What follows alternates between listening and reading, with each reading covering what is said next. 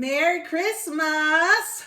This is Vlogmas. I am trying to maintain Vlogmas this year. I was just sitting here for like ever trying to figure out what I was going to talk about because I have no handy dandy notebook.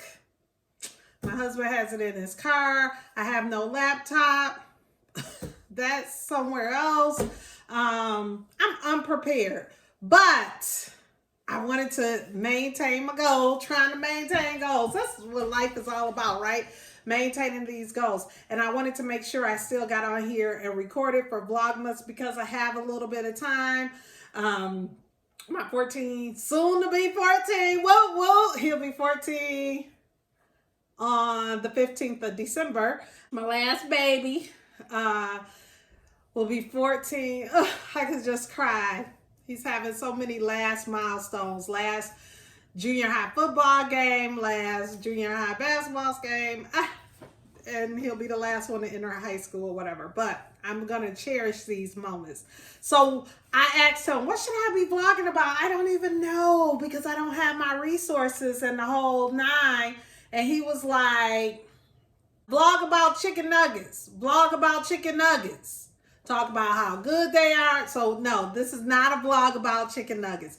And I want to say, I'm so proud of all of the people I watch who are doing the Vlogmas and they have their little openings and it's so cute with the little matching PJs or with the little music. Amber Martin, Gabe and Babe. I see you, and I love all of that. I'm not that clever. So maybe what I was going to do was just, it's Christmas time in Hollis, Queens. Tell me who that is. Tell me what song that is. Tell me. Put it in the comments below. Anyway, that is exactly what we're going to talk about today is, am I clever enough to be a writer? I think about this often. And I'm going to go dark for a minute and then I'll bring it full circle and we'll be back into light. Okay? So one of the reasons why I think about, am I clever enough to be a writer, especially in the space of children's literature, when we talk about picture books and we talk about middle grade and young adult. And I often think about, am I clever enough? Because I will read tons of different books, and for the most part many of them will have some similar themes, some similar plots, a lot of consistent tropes within their stories, but then one or two will be extremely clever, just extremely well done. Some of my favorite authors can pull off this cleverness in their writing that's just so profound. And I often think, am I clever enough? Am I light enough? Because what I really want to bring to children is just an authenticity of humanity and community and family. But I also want to make sure that it's light and entertaining, because life is hard and it's more difficult as you grow older in many different ways. And children are experiencing just a ton of difficult situations. Unfortunately, teenage suicide rate is on the rise, and it's beginning to touch even younger children. So I really want to bring a lightness, a laughter, a joy to reading, even in the midst of storms, even in the midst of difficulty. I do not want to typically produce just black pain. I don't. I feel like there is a lot of black pain in the space. And really, when I was growing up, what was really cool about living in the time that I lived in was that there was, I just felt like the Black experience was just a wonderful experience when I was growing up. And yeah, there was a lot of underbelly, but communities were so insulated, and families really was upholding each other, at least in my experience. And we just had a lot of great times, whether it was in church or whether it was, hanging out within the community. And I want to bring a lot of that to my readers. So I think about, am I clever enough to be a writer? Like to have that original story that's going to make someone laugh or make someone feel free. And what I realize is that I am not clever enough to be a writer. But you know what? You don't need to be clever enough. What you need to do, Toni Morrison says, when she used to teach, she used to tell her students to not write about their lives. They hadn't experienced enough yet. Go, be expansive. Explore different worlds. Explore different places and turn your world upside down and shake loose things that may be buried in history or in fantastical worlds or in your imagination that would be sort of topsy-turvy. And that's what I'm good at. So I don't necessarily need to be clever in producing these books. But one, I have a profound love and care and concern for raising readers. And so because I have that profound love, care, and concern to raise readers through my writing, to captivate, to intrigue, to engage, to entertain, I'm very meticulous and careful about how to do that.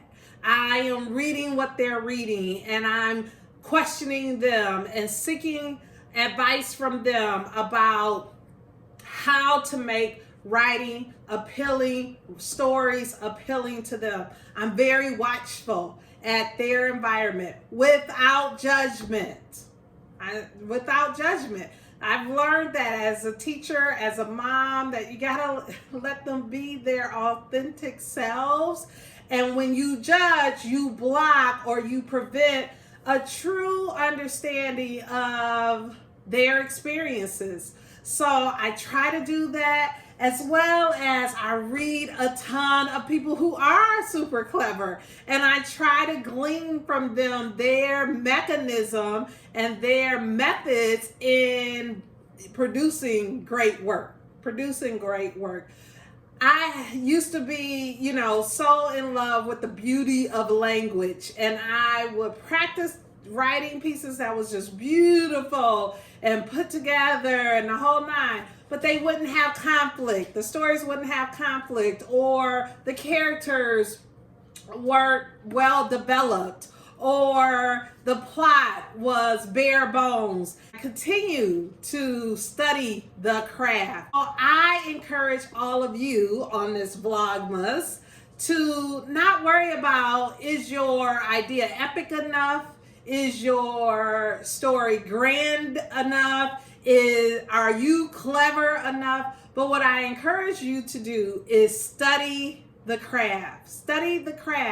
And then study life's experiences. Even if they aren't your experience, search for life experiences. Search through your imagination. Put yourself in a place where you can really develop your imagination and the muscles that will cause your imagination to sort of burst open with ideas and characters that are like none other. And so I really encourage you to read. One of the things I used to do all while I was a teenager, even well into adulthood, and I still am doing it, but I'm doing it more online, is I love reading magazine articles. Oh my goodness, I have always loved reading magazine articles.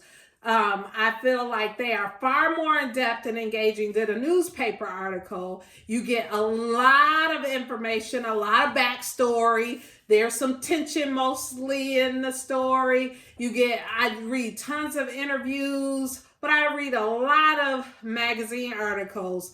And fiction, it just opens up my world to a whole understanding about culture and people and places. I love it. I love it. And I was big on Essence magazine when I was younger, all the way up almost through just recently. But now, oh my goodness, that New York Times, the New Yorker, the New York Times, Guardian, the Atlantic. Oh, I love those. And I have a new favorite, The Bitter Southerner. Oh my goodness, The Bitter Southerner. There's an article in there about Zora Neale Hurston.